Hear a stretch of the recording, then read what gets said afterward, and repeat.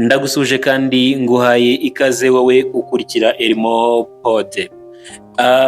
Njyewe rero nk'ibisanzwe nitwa Elmogene, gusa murabizi ko nagenze njyenyine ndi kumwe na mugenzi wanjye Mugisha Eri. Yego Mugisha Eri, nagira ngo tube tugaruka kuri resulta za Premier League zabaye muri iyi weekend, aho ama ekipe yagiye yesurana ku mpande zigiye zitandukanye. Nk'ibisanzwe twahereye kuri match ya Tottenham Hotspur ihura na ekipe ya Newcastle. Match yarangiye gute?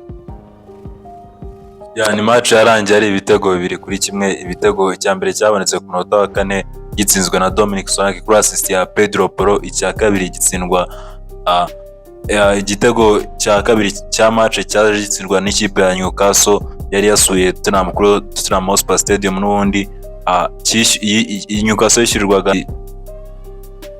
Anthony Gordon kuri assist n'ubundi ya Bruno Guimaraes, ndetse Alexander Isaac aza gutsinda icya kabiri cy'intsinzi ku minota 38.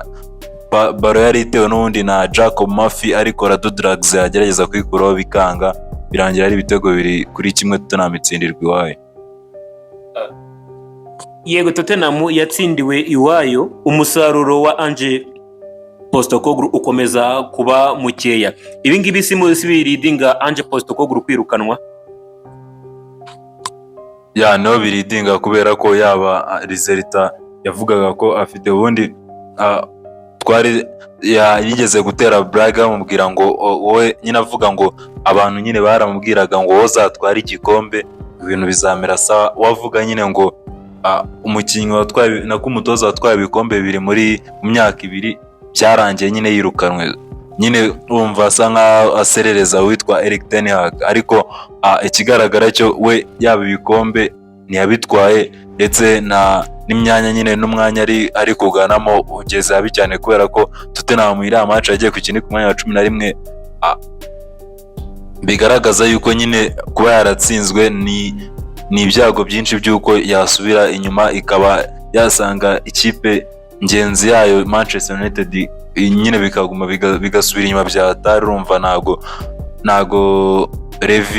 ntago Daniel Levy nyine ari buze kubyihanganira. Haraza kuba impinduka nyine, nihatagira igihinduka mu ikipe harahinduka nyine umutoza, niko biri bugende nta kundi.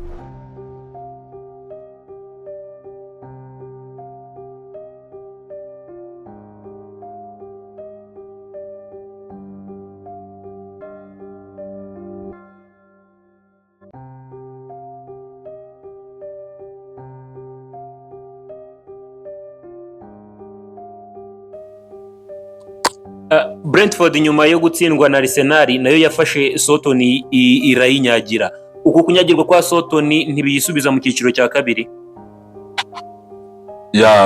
Na ikipe ya Soton kabisa yagerageje no kuba yahindura umutoza, yirukana uriya Mugiriki wari uyifite, izana Ivan Djuric, ariko n'ubundi ntago nyine resulta ziri gutandukana nyine n'izo wari uhari imbere. So ni ikigaragaza yuko Southampton n'ubundi yaragoswe kabisa, nta bw'inyagambura ifite. Ikipe yose ikanzera ikubita ibitego, kandi noneho ubwo iri kurya 5 ikubiswe na Brentford isanze St Mary Stadium, urumva ni ibibazo bikomeye cyane. So n'ubundi iyi match kuri no match ya Brentford na Southampton ni match n'ubundi nkuko nabivuze yarangiye ari ibitego 5-0. Uwitwa Yohan Wissa yatsindaga igitego anatanga assist, naho Bryan Mbeumo atsinda penalty, atsinda n'igitego, ndetse uwitwa Mikkel Damsgaard nyuma yo gutanga assist kuri match Arsenal yongera atanga assist no kuri no match ku witwa Kevin Schade ku munota wa 6 gusa, ndetse undi watsinze n'uwitwa Lewis Potter nanone kuri assist ya Bryan Mbeumo. Urumva ko ni yado ya Brentford yigaragazaga nyuma yo kutigaragaza kuri match Arsenal. Abaravuze ati Southampton n'ubundi inka yapfuye ntawe utayiryaho, bayidagaduraho nyine ibishoboka byose. Yego, tuvuye aho ngaho ekipe ya Manchester City yakiraga West Ham mu rugo, nayo iyikubita ibitego 4, abakinnyi bayo bongera kugaruka kuri goal paper. Nk'uko bivuze abakinnyi ba Manchester City bagarukaga kuri score sheet kabisa. Twari dukumbe Erling Braut Haaland yari amaze iminsi yarazimiye, uwitwa Mohamed Salah yigenderaga uko yishakiye na banganaga mbega muri Golden Boot race nyine. Yasaga nk'aho ari wenyine, ariko uwitwa Erling Braut Haaland yakangutse, ndetse n'uwitwa Savinho atanga assist ebyiri, ndetse n'igitego cya mbere cy'uwitwa Vladimir Kufari yitsinze nabwo ni uruhare runini rw'uno Savinho, kubera ko baro n'undi yarayiteye uyu Vladimir Kufari ageza ku deflecting ariko birangira igiye mu izamu, naho uwitwa Phil Foden nawe yabonaga igitego nyuma y'igihe kinini uwitwa Kevin De Bruyne n'ubundi amuhereza assist. So ni match n'ubundi urumva uko twari tusanzwe tumenyereye City ni bine nyine byayo, usibye ko nkuko twari twavuze na mbere ya match ijya kuba uwitwa Erling Braut Haaland mbere y'uko ino match yakora afite ibitego 7 muri match 5 aheruka gukina n'ino kipe ya West Ham. So kuba ino match yazemo ibitego 2 nta nkurimo ko ubwo heruka ngira ngo niba yashobora kuba yaretsinze nka hat-trick. Urumva igitego kimwe cyonyine cyo yaratsindiye Etihad, ariko uyu munsi na ijoro ryatambutse Etihad yatsindiye ibitego 2 byose. Urumva ikipe ya West Ham irakubitwa cyane ihuye na Manchester City. Igitego kimwe cya West Ham cyatsinzwe n'umusore bakuye muri Borussia Dortmund, Niklas Füllkrug.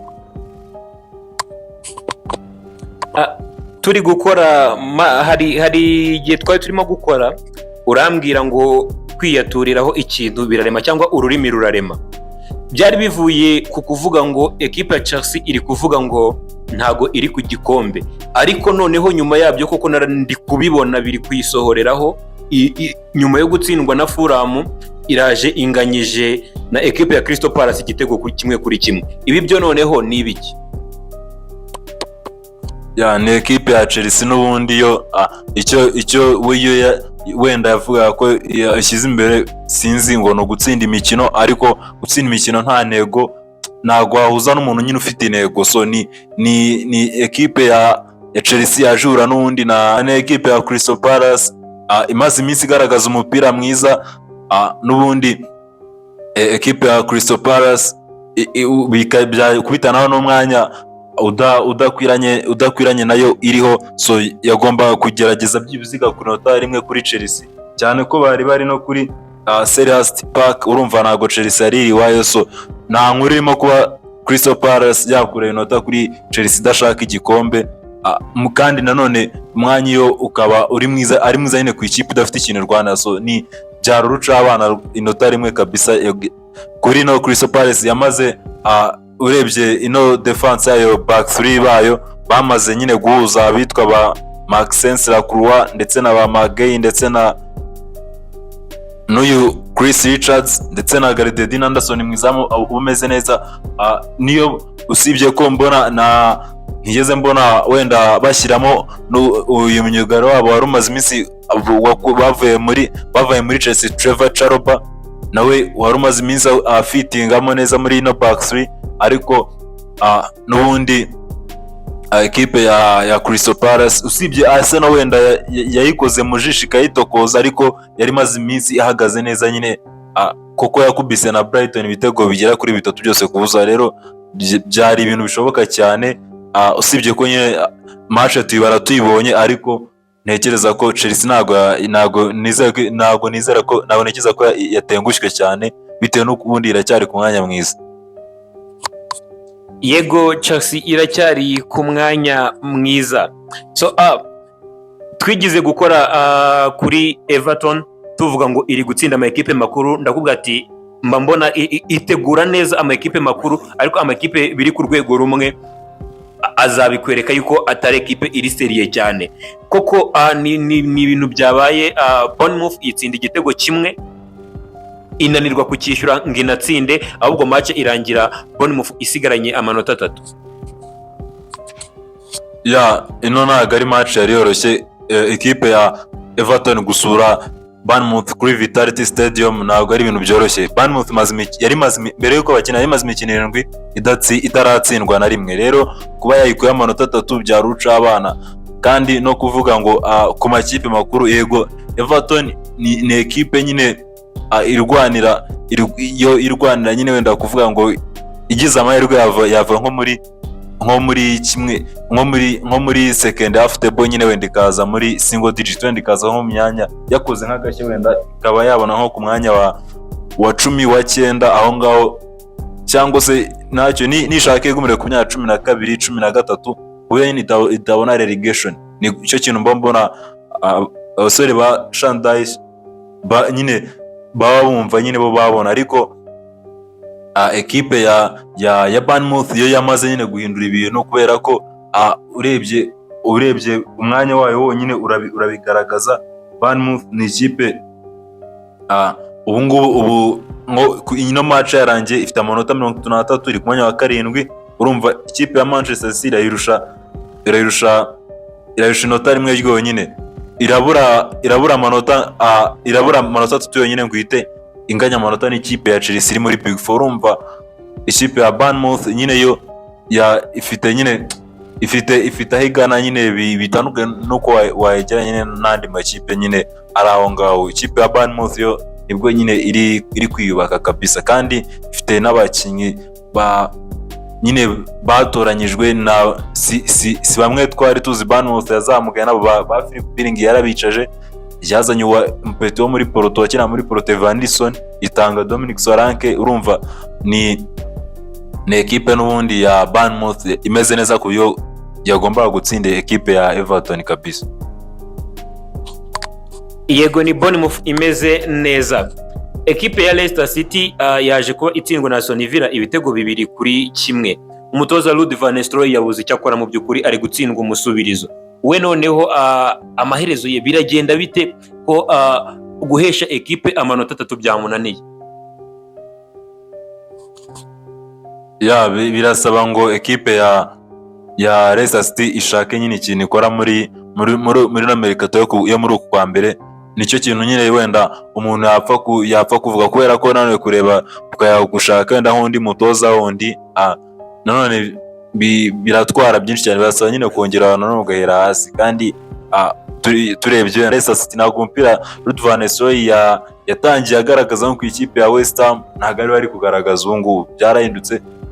Wabonaga ko ekipe ya Leicester City ari ikipe yashize ubwoba nyine, ariko ubwoba bwarongeye bugarukamo ku buryo nyine ubona n'amahirwe yo gusoza ari nka tapin birabagora cyane. So ni ekipe ya Leicester City ikeneye kongera ikireba mentalite yayo nyine, nicyo kintu nyine mbona gikenewe. So ni ekipe bisaba ngo itekereza nyine kuri icyo kintu nyine, wenda kurusha wenda uko yavuga nyine ngo yateza kumutoza, kubera ko nyine umutoza ntajye nyine aramara mu gihe nyine amaze yagerageje wenda kugerageza gukura amanota nko kuri West Ham.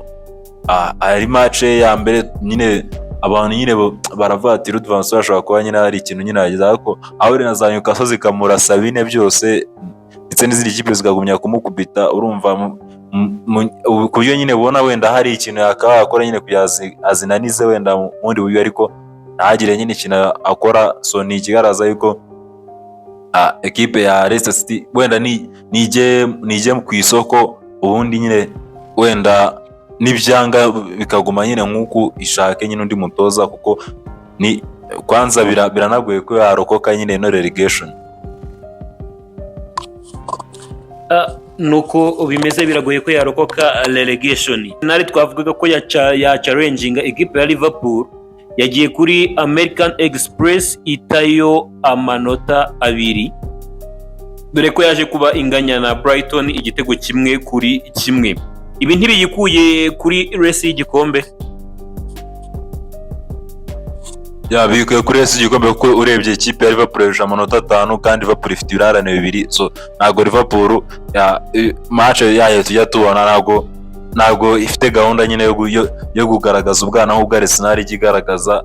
Ngo ekipe ya Arsenal nishake yego ni ikine wenda igerageza irebe ko wenda yabona iyo Big Four, naho ubundi ibyo gikombe byo biragoye kabisa, biragoye kwirukankana ekipe ya Liverpool uzi yuko ni iri determined cyane ku gikombe, kandi nanone ifite abakinnyi beza nyine ikeneye. Wenda Arsenal ifite abakinnyi beza ariko harimo nk'ahantu usanga nyine wenda bari overloaded. nk'irebye Arsenal yigize muri defense yayo ubona ifite abakinnyi benshi, ariko wagera kuri attaque ugasanga ntabwo nyine abakinnyi bayo bameze nyine nk'uko yakabaye byifuza nyine. So ni equipe ya Liverpool buri hantu hose igiye ifite umukinnyi nyine ikeneye, nk'uko Salah yigeze kubivuga avuga ati ngo abazwa nuko abantu babita underdogs, kandi urebye buri mwanya wose wa Liverpool ugiye ufitemo byibuze umukinnyi wa mbere cyangwa wa kabiri mwiza nyine ku isi nyine.